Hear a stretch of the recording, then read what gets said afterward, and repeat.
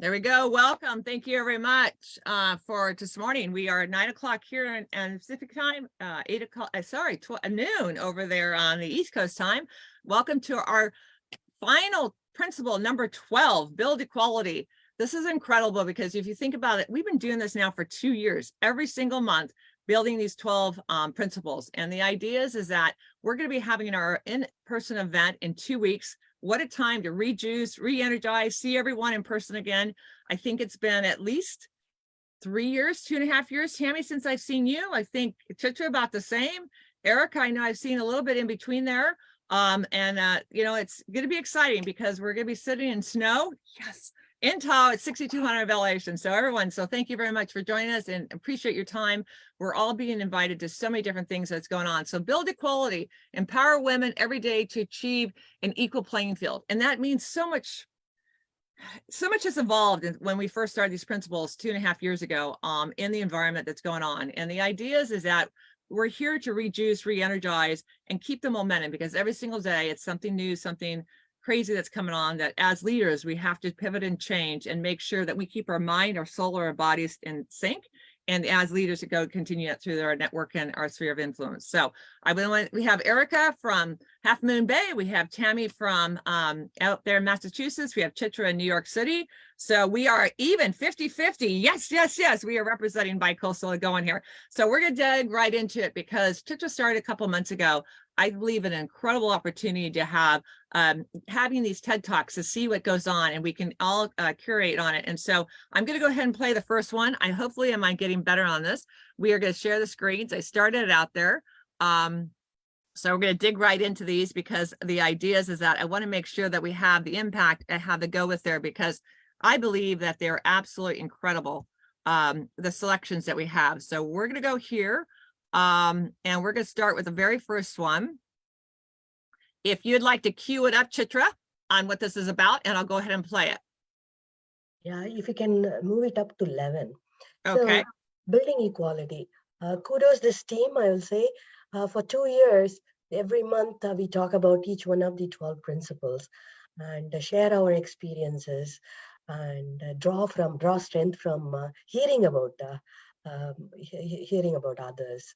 Building equality, as I reflect on it, this is a never-ending pursuit. This is work in progress. This is the holy grail of humanity. Equality in everything, right? It's an aspirational. So as I was thinking about, Desiree mentioned that about 2 months ago, we came up with a different approach of holding these meetings. How do we bring outside voices in without having to go into the logistical nightmare of arranging schedules? And we found a way to bring amazing, incredible voices of experience, voices of insights through TED Talks and other YouTube videos people have shared. So for today's topic, which is about building equality, as I was thinking about it, I stumbled upon, I would say actually, Lily Singh's this video, and it caught my attention because of the way she framed it. So building equality has been always one of striving for a seat at the table, right? People talk about leaning in at the table and grabbing a chair or grabbing multiple chairs. And she talks about them and points out some of the, I would say, problems with that. And she starts reframing this as, let's build a bigger table. So I really thought that is a very different way of framing the problem and looking for a different kind of a solution. So if you could please cue it up about 11:54. Desiree? There you go. Won't fix the problem. Why? Because the table was never built for the solution. Build better tables. So, allow me to be your very own IKEA manual. I would like to present to you a set of guidelines I very eloquently call how to build a table that doesn't suck. I've been told I'm very literal. Now, right off the bat, let me tell you, this assembly is going to take more than one person or group of people. It's going to take everyone. Are you ready? Should we dive in? Let's do it. Up first, don't weaponize gratitude. Now, don't get me wrong. Gratitude is a great word. It's nice. It's fluffy, a solid 11 points in Scrabble. Okay? However, let's be clear. Although gratitude feels warm and fuzzy, it's not a form of currency. Women are assigned 10% more work and spend more time on unrewarded, unrecognized, and non-promotable tasks.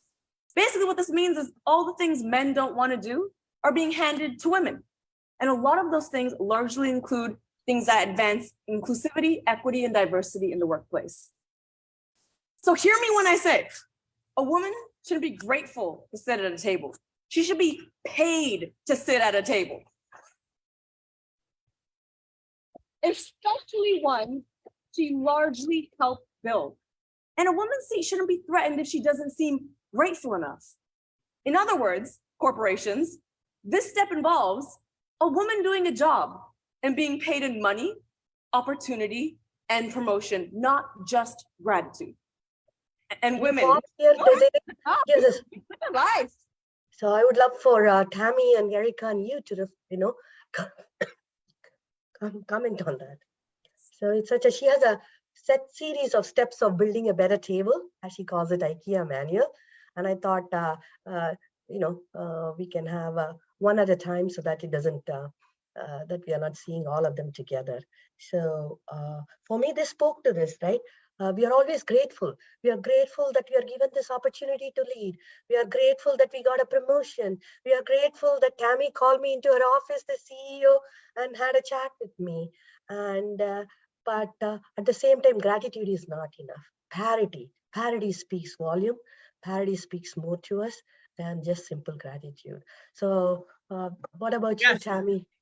Go ahead. Well, I completely agree. I think that it is more than that, and we've got to stop being. We've got to own it. We've got to own the space. We've got to own the room. We've got to own that moment, and instead of always just being subservient, we should not be subservient, and we shouldn't be that that we were almost honored to have that place. We worked for it and we earned it. And I don't think that that means you need to be arrogant in any way, shape, or form, but we definitely need to meet on an even keel instead of being subservient, which I feel like a lot of times we go into the overly polite mode instead of just coming in and commanding a presence and owning the space or owning the room or owning the opportunity or whatever that moment is. Yeah, Desiree. Yeah, I was gonna say, we have to highlight Tahoe. Erica has an incredible network of women that are coming for the event, that we've been working together on a couple different projects. And one of these ladies that's coming that you're going to meet is she developed a process to resurface the ability to take the oils from schools and convert it into gas for the buses for all of Dallas. She got paid $100 and a thank you card. Where if it was a man, she would have got millions of dollars because this was developed 21 years ago. And I feel that women are, to that case point, that not her example, but just the fact of life, that we are overcautious as women to worry about what are the repercussions if we ask or we do something, that the fear of what's going to happen if we ask and not be firm in what we're asking for, or what's going to go down the pipeline. So some of the things is that, that some people just pull back because, it's because you're a woman or you're something else or whatever classification we're going to put onto it. And that is some of the issues that we have to deal with, because when you're dealing with being pregnant, a lady was, one of the ladies is coming, she's going to talk about the fact that she was desperately in between jobs. She had gotten laid off and she's now, the SVP and GC of this major institution. And she was pregnant and she was waiting for them to get her, ability to get hired. But the funny thing is they filled in the pregnancy while two of them were going to be, one's going to be out, the other one's going to be in, and it was rotational. So it was a perfect play. But do I go get that job because I'm pregnant to get a C-suite position? What's that fear of restitution to come in to have that playground? So I think there's so much that are in this stuff that when you sit at the table that, what you say, what you can't say, not only from a aspect of being there and the strength, but also from a physical sense of that we're the ones that hold children. Erica, I was always curious about how gratitude is expressed in military and what's valued. You know, I mean, the military, the one good thing, I mean, there's many, but we're all paid the same. It doesn't matter if you're black, white, female, male. I mean, the pay chart's there. It's transparent. There's no bonuses. There's no, you know, extra money that's going to come at you. So, you know, we all get paid the same, you know, but the other factors come in. So when we talk about, you know, just this topic, diversity, equity, and inclusion, you know, most people don't even know what that means. What are the differences? So if I were to take my friend Jennifer, Desiree was just talking about her, I'll use her as an example. So diversity is generally what your sexual orientation is, what your race is, what your age is, you know, very, you know, obvious factors. And then when you talk about equity, that means having the ability to sort of overcome societal barriers that someone faces over another person. So me, you know, I have less barriers because I'm a white woman. If you're Latino or a Black woman, essentially there's more barriers to overcome to get a seat at that table or to build a table. And then inclusion is just the ability to kind of feel welcomed and a sense of belonging. But Jennifer, my friend, she's amazing. She's got a PhD. She's got every award under the sun. But I knew her when she was just sort of coming about many years ago. And she is a Black woman working in STEM. She worked in inner city schools and loved it. You know, she really wanted to plant those seeds in young Black girls that, hey, this is possible, get in chemistry, you know, be an engineer. And she did this by, you know, actually working in those fields and creating a lot of things, as Desiree was saying. And then she decided to take a job at a very fancy private school in Dallas. And she struggled with that. It's because, oh my gosh, I'm going to leave, you know, these young kids who don't have that same ability. That's where the equity comes in. And, you know, many times she expressed to me when she was there, the only Black person who worked there, let alone woman, and she would walk down the hall and the parents would think she was the janitor. You know, she was not treated as well. You know, the other staff members were getting access to promotions and, you know, all these other things. And she was just putting her head down, going through, continued to work on her education, do more projects, travel to Africa and, you know, spread the word and show by, you know, doing. And she sort of felt this imposter syndrome. And this is where the inclusion comes in, that feeling of belonging, even though she was way overqualified and amazing, there was that piece of her that felt like she didn't belong, obviously. You know, and she struggles with that. And I think a lot of people do, no matter how accomplished you are, no matter what you've done, you feel like you don't quite belong, or, you know, there isn't that equity that most people can attain. So anyway, I just like to use her story because it sort of explains what that diversity, inclusion, and equity is. And if we're talking about equality versus equity, equality means everybody has the same rights to something, but equity is, again, they're starting at a lower level to get to the same level other people are at. So it's a little bit more of a hike.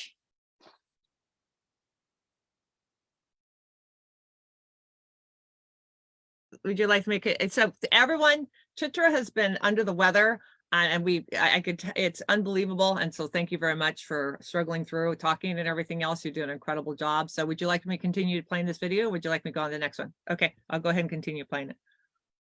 You can play another one if you have from Teresa. Yeah, we have or some, anyone. but we can And women, we can play this A for a moment second. of real talk. Trust me, I've been there and I know it is so tough, but we have to understand and remember that being grateful and being treated fairly are not mutually exclusive. I can be grateful, but still know exactly what I deserve. And that's the way to do it. Up next, invest in potential. When investing in women, don't invest in the 1:30 a.m. time slot. Invest in empowering something different. Invest in a new voice. Give them the support they actually need.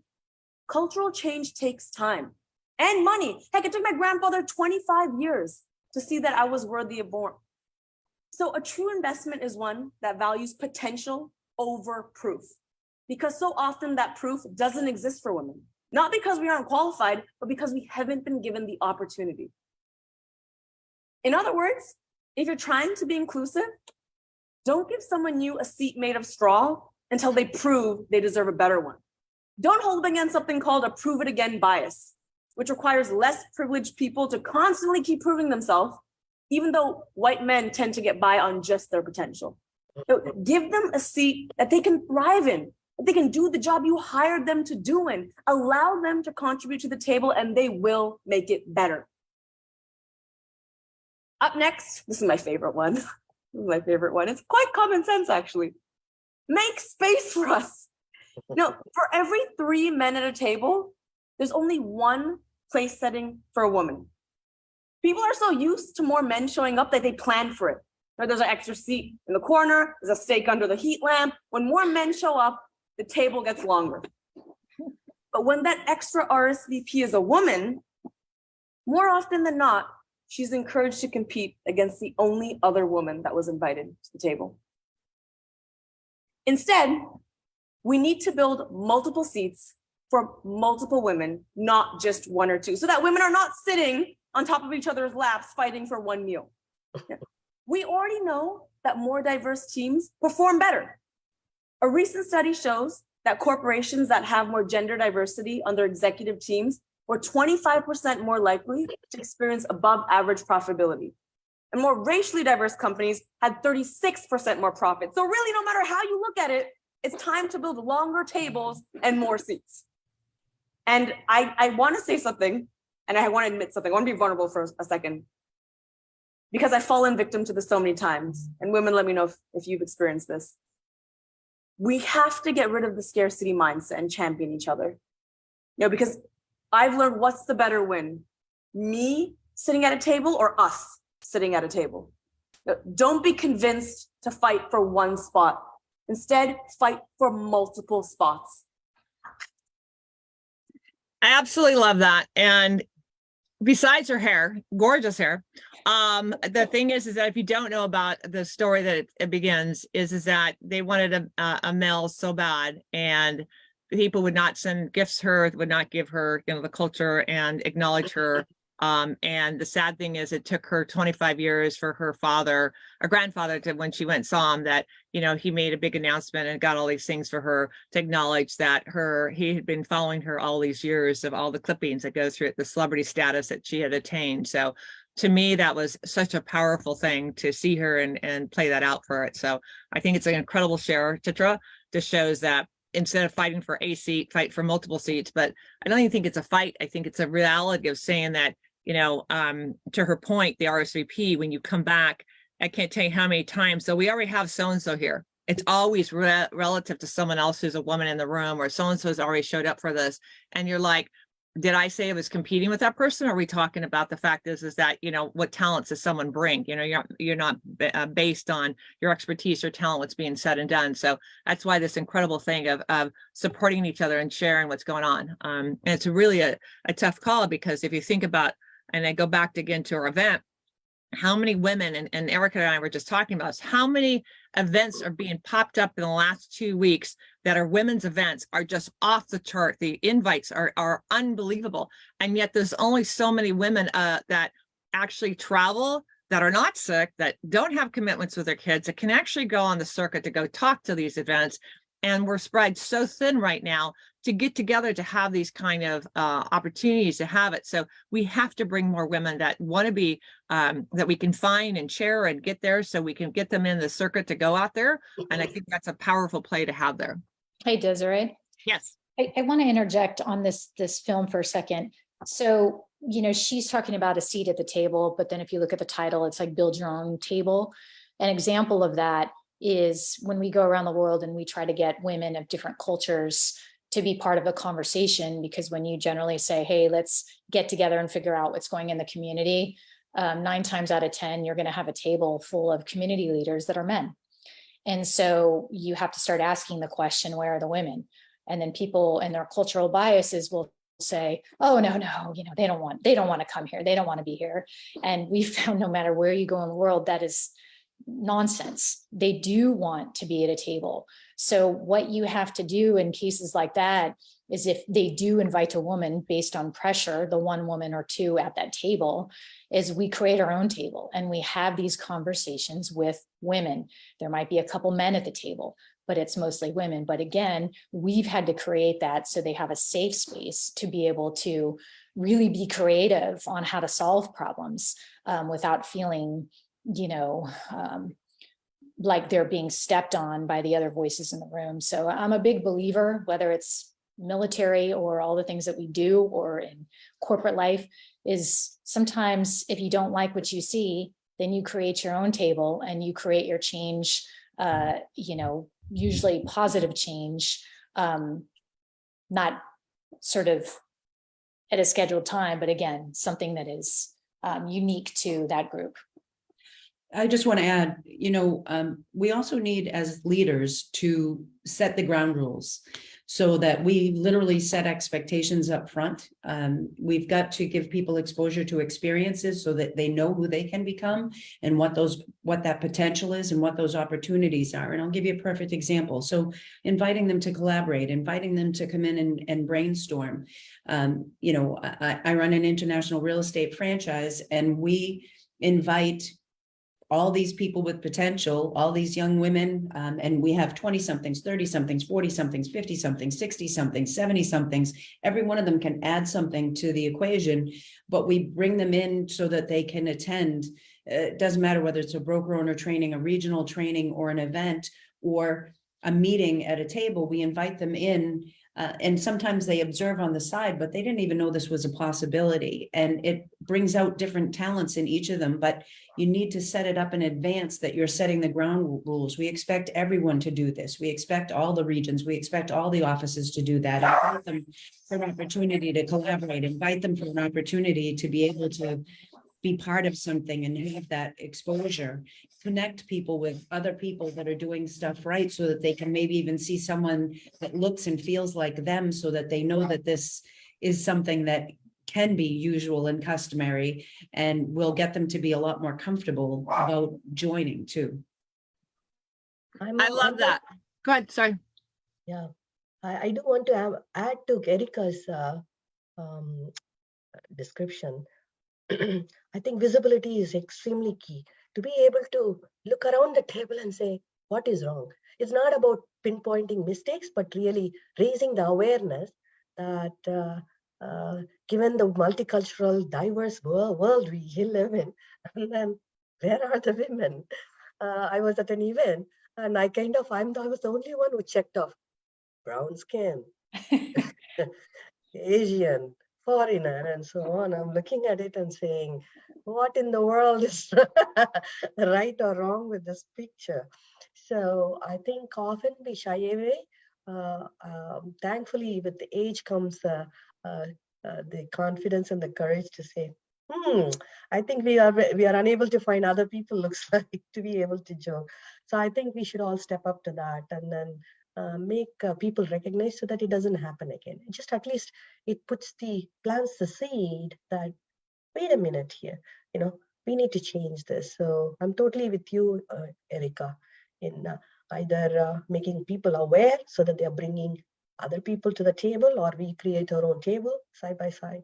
And Yeah, you have to, you're aware, you've got these lived experiences. So you're looking around the room and it's obvious to you, but things that are so obvious mostly aren't obvious to most people. So that comes with the education, right?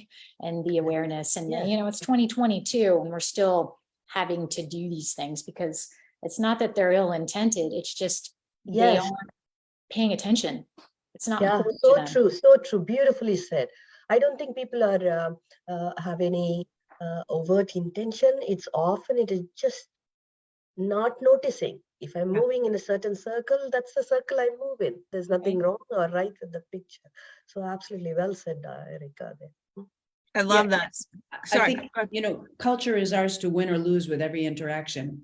And so it's so important for us to really highlight and point out some things that may not be as obvious to other people, so that hopefully, since we've been doing this for quite a while now, hopefully at some point in time, we don't have to have these conversations anymore, right?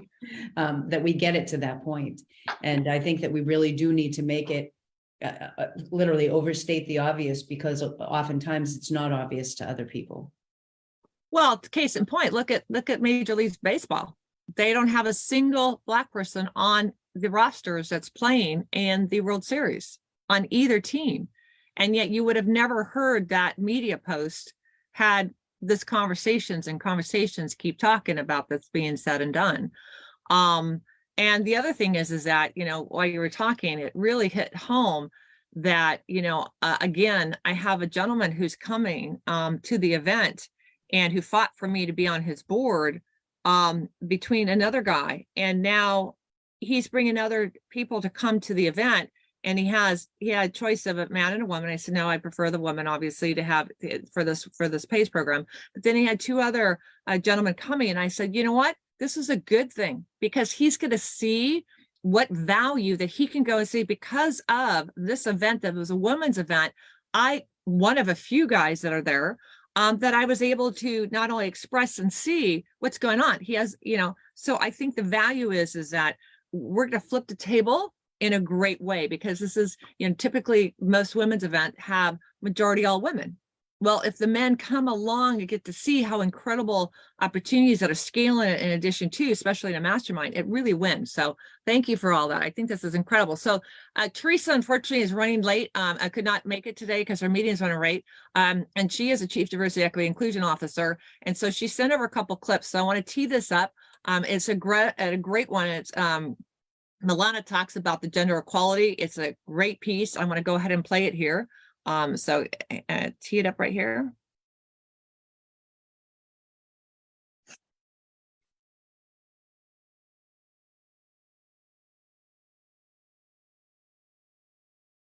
I was named after a girl, an Afghani folk hero who was killed in a battle.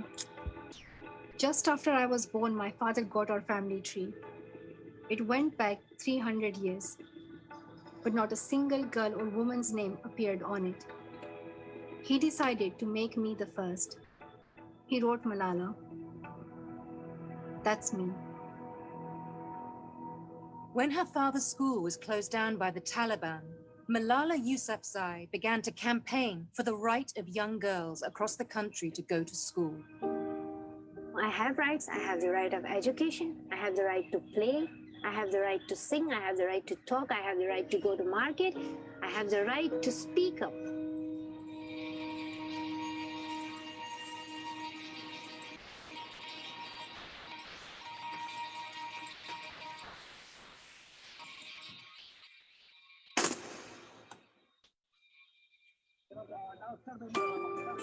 They shot her in the head. She is still in critical condition.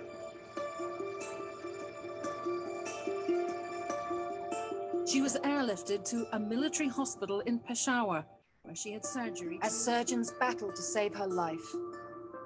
Vigils took place throughout the world.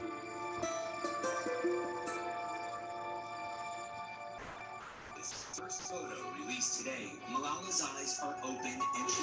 We have some really good news to report tonight. Malala Yousafzai walked out of a London hospital today. Today, it is an honor for me to be speaking again after a long time. They thought that the bullet would silence us, but they failed.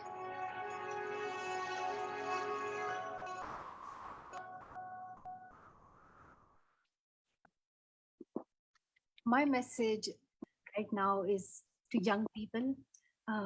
We are living in a world where things are not the way we want.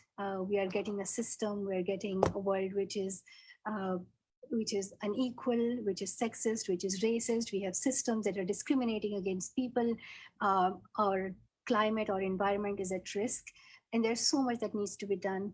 But I hope that young people, they stand up, they raise their voices, they start their activism right now. Let your age not stop you. Oftentimes we're told that you have to be 40 and 50 to change the world. I do not believe in that. I think you can be a change maker right now. If you are 11, if you are 16, if you are 30, 40, change is possible anytime. And I want you to believe in yourself and make this world a fairer, more equal, and a better place for each and every one. And once again, there are positive solutions that can turn things around fast. We need more women in positions of power at every level of government. The time has come for quotas that make sure women are equally represented in every country. It's time to make our laws equal so that every woman is entitled to a job and a national identification card and to own property. Women must be able to live free from violence and have the right to make decisions over their bodies and lives, especially in choosing if and when they marry. We must guarantee full access to sexual and reproductive health services and rights. We must provide the money to close the gap in girls' education. And there are important changes needed to achieve economic empowerment for women, from equal access to finance, to ending the gender pay gap, to equal access to the digital world, from mobile bank accounts to digital payment systems and digital education. So what the crux about this too, what's so powerful is I think that every one of us helps at a very young age, very different schools. You hear about Tammy always talking about, the Girl Scouts are CEOs. You hear about Chitra going into the schools, talking about the STEM students, helping them in high schools and colleges. You talk about all the programs that Erica's involved in and with the Women's Peace Security. I mean, all the things that they just highlighted right now. And the fact that she was 17 to get the Nobel Peace Prize, and the fact that when it happened, when she herself, not only her physical, but her mental ability to adjust from being, a child to being a very leadership in her ways, to her point, we have to help our children understand at a very young age, to teach them all the different things that are going on, so they have that voice to stand up and know what's right or wrong. Because I believe that the self-sustaining of our mind and soul has to come from at a very young age now, to know that, what is right or wrong, to help them be successful. Because we don't know when you're going to be separated from your parent, and understanding that, and not just understand. And I go back to Tammy's point, the why. Everything's the why. I think our children need to know, ask the why too, not wait till you're older to ask the why, but ask at a very young age. Why is that, Mom? Why, why are you doing that? Why is going on? And I think we teach better at our whys, they'll be able to learn more of the process of thinking. So I like to open that up. Tammy, go for that. Well, I just love what you just said, and I can't watch that without getting emotional. Obviously, it's just overwhelming that somebody wants to kill someone for wanting girls to have the same opportunities and have somebody progress. But I think we have to expose them to experiences so that they can find, not even just for them to ask why, but that they have enough exposure to know how many things are unequal, and maybe even find their passion project, something that gets them so passionate that they can stick with it. Because we know at our ages that we went against an awful lot of barriers. I can't tell you the number of times, and I'm sure you've had the same thing, of somebody asking if I had permission to be in the room or permission to do something. And because of not having the same level of rights. And you see this all the way around, but we've got to expose them to all the things that are going on, and make sure that people raise their voices so that younger generations can get a passion project. I look at my granddaughter, and she wants to save the planet, right? But she only wants to save the planet because she's been exposed to all the things that are being done wrong, that she wants to see corrected, and she's passionate enough about it so that she'll keep raising her voice.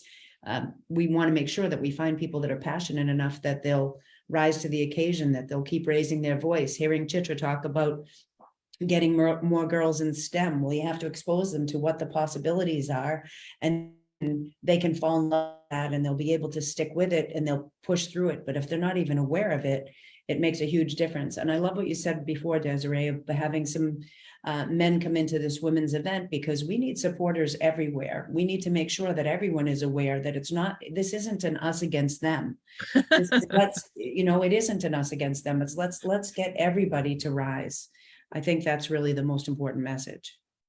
Love it. Erica, you think about the service, I look at you at 18 going right into the service, and you went in as enlisted, and then you get converted over to be an officer, and then you got out, and then you came back to be as a reservist, and you're constantly your draw of wanting to change inside, outside, and what more you can do.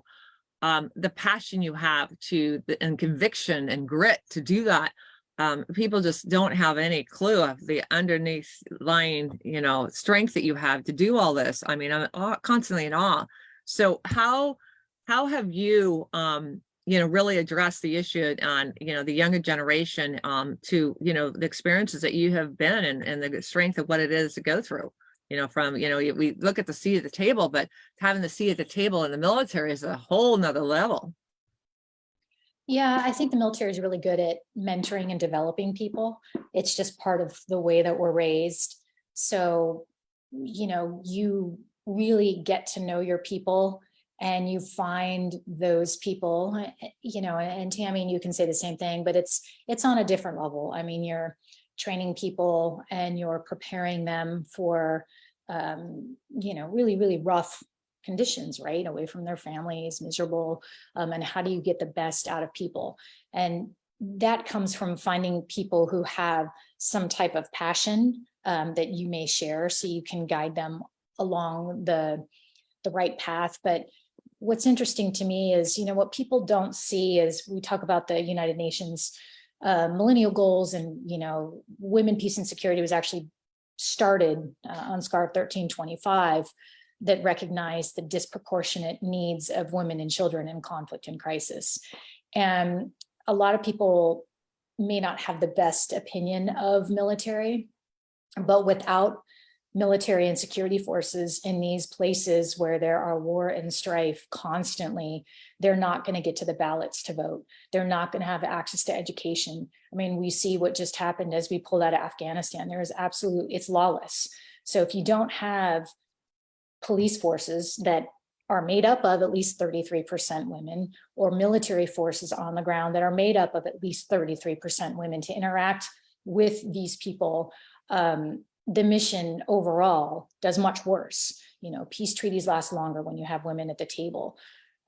Conflict and recovery is quicker, it ends quicker when you have women at the table. So, you have people from like the Vietnam era who look at the military as baby killers, but I would say, without these military and security forces doing what we do around the world, these women won't have access, because if you don't have a secure environment, whether that's in the United States or elsewhere, you're not going to have those same freedoms in a place that is made up of laws. It's incredible. I mean, you think about, what you just said is the women outlive the men, the women, are with the children, the women, the fact that men are fighting, and the women then, they might not be working, raising the children, right? And to go back into an environment and say, who do I know, and being transported to countries that they might not speak the language, they might not know anyone, and then get a job. So that whole aspect of it, and they're the most vulnerable to human trafficking, and we can go down a whole nother rabbit hole. So it's just such a powerful thing. And those who are oblivious and don't understand this, that's the knowledge and power that we talk about, the why, the questions. So I want to bring it home, because I know everyone's got a lot on the table. We got our event coming up, and keeping everyone to their time. So if we go close out with this, build equality, empower women every day to achieve an equal playing field. If you think about that statement, I think the best thing that we can do is always ask for the why. What can we do to make things better? How can we help? What is their purpose? And don't just do explain the process to our children as we're doing it so other people can hear. A lot of times we don't realize that we say something or do something, the actions that we're doing is being observed by other people in person or online or something else. So take that extra moment to not just be on stage to teach, but teach every day by actions that we're doing. I think it's such a powerful thing that we see. And it's okay to be, have the isms of works. Everyone laughs and says, Desiree, that's not a word. That's a dozen language that you just started. That's okay, because it creates the ambience of you're not perfect, and it's okay. It's better to do than not do because you're too worried about being perfect. It's like this event. We're changing so radically, so fast on all different things that are going on in Tahoe because it's weather driven. It's environment of who can get in and everything else. And it's the passion behind and that people see, and that's why they come and that's why they share. So that being said, if anything, we'd like to close something out. And I just want to make sure that everyone is intentional what they do. And I'm so honored that we made it through these 12 principles.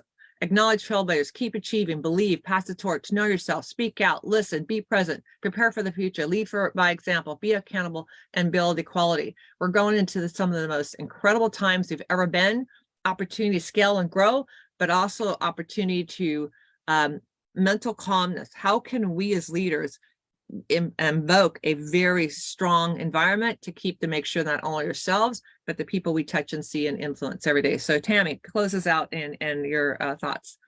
Well, I think that it's so important. We're talking about bringing in these next generations and giving this exposure to so many people. And I think that it's really important for us to meet people where they are. We have to emotionally connect with that person. I love what you said, Desiree. We've got to share what we're doing and why we're doing it, because we want to make a difference. And hopefully that gets people caught up in that passion and they want to be part of it too. But we need to meet them, really emotionally connect with them and meet them where they are. Oftentimes we talk almost like each of us in our own industry has our own language, right? And we have our own words and our own things but we have to go back and backtrack a little bit and meet people where they are emotionally, and then expose them to what it is we're doing and why, so that they actually grab it and take hold of it and take it to the next level. I love these conversations. Thank you. Thank you. Erica.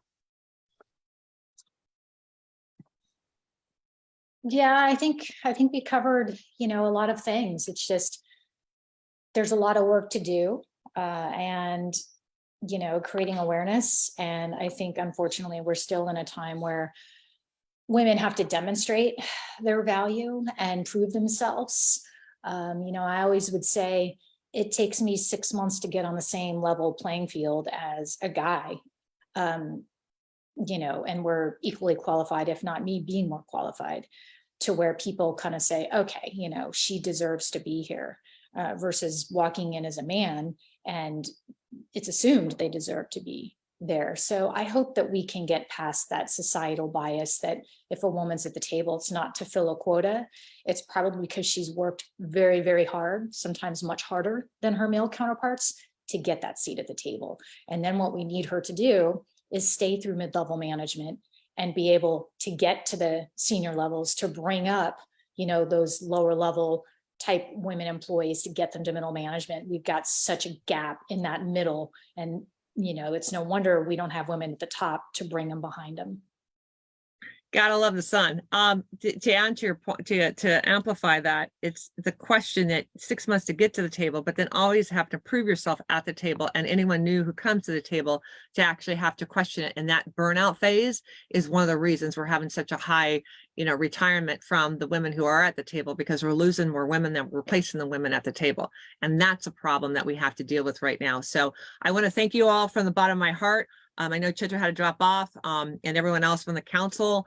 So everyone, please, if you want to be part of our conversations, to be part of this mastermind, it is November 16th and 18th in Tahoe at the resort at Squaw Creek.